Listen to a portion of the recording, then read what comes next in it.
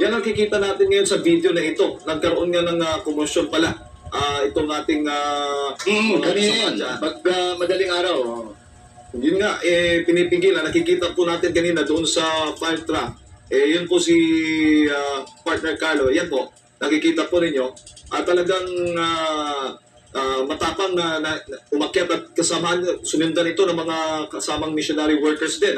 Tignan po ninyo mga kababayan kung paano po itong mga kapulisan natin persahan na gusto talagang pumasok. Pwede naman, sabi nga, willing naman, open naman silang papasukin sana. Kung merong ipinakitang dokumento, wala Bigla-biglaan po, mga kababayan, itong ginagawa po ng mga otoridad, wala po silang tamang proseso. Ganyan na ho ba ang Pilipinas ngayon?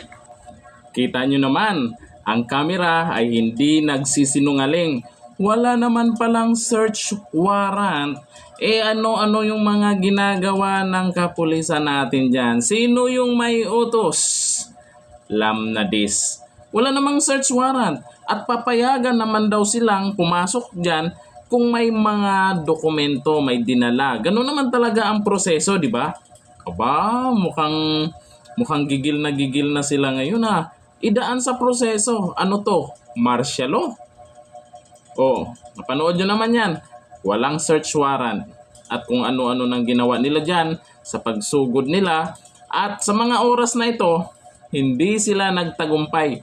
Wala na. Nagsipag-alisan na po yung kapulisan. Siguro ay hindi nakapasok at walang dalang mga dokumento.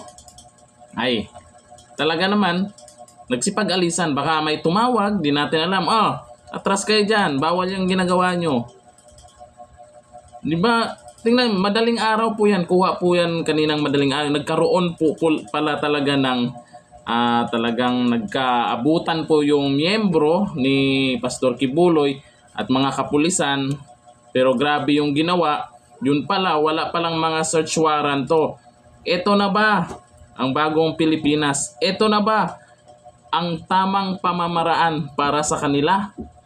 Hindi na kayang sundin yung batas? Yung mga nagkomento niya na dapat ganito, dapat sa proseso. Yun lang naman ang hinihiling po nila dyan.